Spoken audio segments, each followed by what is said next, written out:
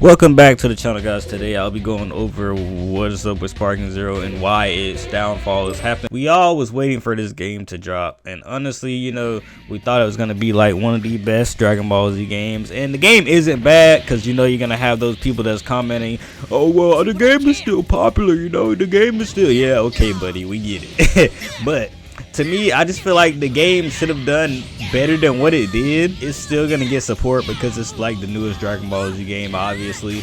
But in terms of like, I feel like it's just missing a lot of stuff, you know? Like, say for a fact, we have this Gohan costume in the game, right? The Gohan outfit is in the game from the BoJack movie. I feel like that should have been in the game. It's just like little simple stuff that should have been added into the game that's not there. Like I said, the BoJack outfit. We even have like little kid Broly.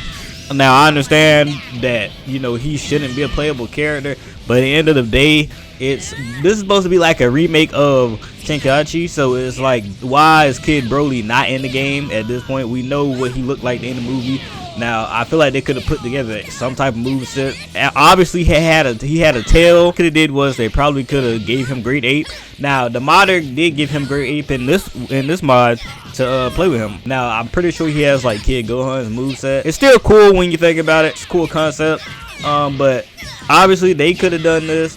I'm not saying they'd have to like rewatch like the movesets and all that. You didn't have to reuse that. At the end of the day, it's the anime community, like the anime gaming community, is effort that we want to see that we just don't get anymore, and I don't get why we don't get it. At the end, it's just this thing where anime games, I just feel like the anime developers that make games nowadays, like CC2, like just Bandai Namco in general, they're not trying. Like, they're more geared towards getting our money, if that makes sense. Which, it used to not be like that, and it's kind of sad. I remember back in the day, DLC used to drop. It used to be like more than 2 characters. Like, say for instance, the DLC drop, you guys see the background. We're playing in like the first tournament, like not the tournament of power, but like the first little tournament that they had on Dragon Ball Z Super. Why is that not a map in the game, like in the base game? Like, we got like a couple maps. Like, they could have just reused maps from Tenkaichi and all that, like Budokai Tenkaichi. Like, I don't understand why they did it. Like, we have so many modded maps in the game that got added that should have already been there. Or, you know, I'm pretty sure it's easy because all you literally have to do is just copy and paste. Or you could have moved it over and then just updated the graphics. You feel me? Like, that could have been a thing. It's just the things like that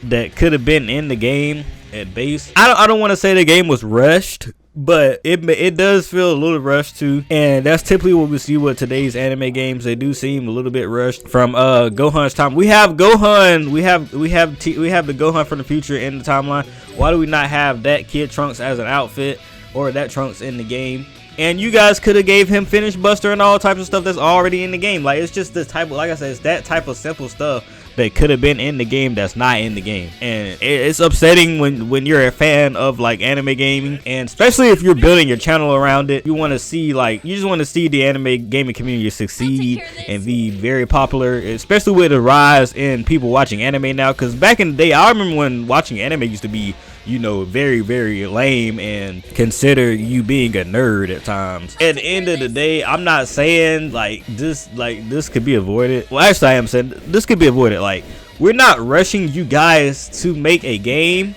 We just want something that we can play for a very long time, like Xenoverse. Okay, Xenoverse 2 was the first of its kind. It's slowing down as of now, but they're still making DLC. So it's like they're probably gonna get Diamond DLC. Now, another game that's really good, but I never really got into, but obviously based on like sales and everything, is really good. Fighters, Dragon Ball Z Fighters is a really good game. People are still playing, obviously, like Dr. Doya and people like that. Well, he started back playing on his channel, but you know, it's a really good game when it comes to sales. So obviously, you know, people are still playing it. You know, that's an example of a game that they actually put time and effort into. Not saying that they didn't do it for this game, Sparking Zero, but I don't know. Like I said, I feel like it's missing something. You guys can comment down below what you think they should have put in the game. And maybe this game, it shouldn't be competitive, but it should be competitive. That makes sense, because we're in the year now, it's 2025, and it's like, yeah, the game comes out, it has to have online if it's a fighting game. Obviously, you should also care to those casual players, which they did, or did they? I can't remember if they had a mode where you can I know for a fact Connections did it, they didn't have where you could spectate or stuff like that. I'm not sure if they had like a mode like this. Like, I know for now where you can see your characters when you play online, like you see who they're picking, like your opponents if you play like regular battle on Sparking Zero. They just have to do better when it comes to making these anime games. They could have added heroes characters into the game as well, like just to give us a new diversity of characters that has never been seen before, which they did in the older Budokai Tenkaichi games. Like, we had Grandpa Gohan Budokai Tenkaichi, which is kind of crazy when you think about it, because we never seen him. Well, I didn't see him fight. He might have fought a long time ago. I'm pretty sure. Yeah, I did see him fight. Now that I think about it, ignore that. But Kid Trump, Gohan from the BoJack movie. Like, it's just so many characters that could have been added, and you know, like dropping the 2 characters, like back to the DLC, dropping like 2 characters for each DLC and no maps in a custom battle that somebody could have probably made themselves with the people that you with the characters that you made. That's very lazy when it comes to developing DLC or gaming in general, like stuff for the consumers to buy. That is very lazy when it comes to it, and they obviously should do better when it comes to stuff like that. But I know at the end of the day they're not gonna do that. It doesn't matter. You can be, they're definitely not gonna listen to me. I only got like 800 something subscribers, so they're not gonna listen to me. It has to be like one of those bigger creators. Like Afro Senju said something about it in one of his recent Bleach Rebirth of Souls videos. Like, why did they not have rank in the game? I understand why they didn't have rank, but at the end of the day, I feel like they should cater to those players that want to play ranked, and also cater to the ones that don't want to play ranked competitively, which I understand, because not everybody wants to, you know, sweat and their balls off and all of that. But you know, I understand it, I really do. But at the end of the day, the rank should have been in the game, obviously. Basically, you're releasing a game that isn't really complete, which rank is probably, if it's not already in the game, it's pretty much gonna come to the game later on, which they could have released it with the game. I don't know why they didn't do that. I'm curious to see what, okay, we're getting 3 Daima characters, obviously. We're getting Kid Goku, Gloria, and Vegeta. So I feel like we should also get Majin Buu and, you know, all those characters that we didn't get in the game. Form of Piccolo as he's little. Stuff like that. It's just very simple that they can add.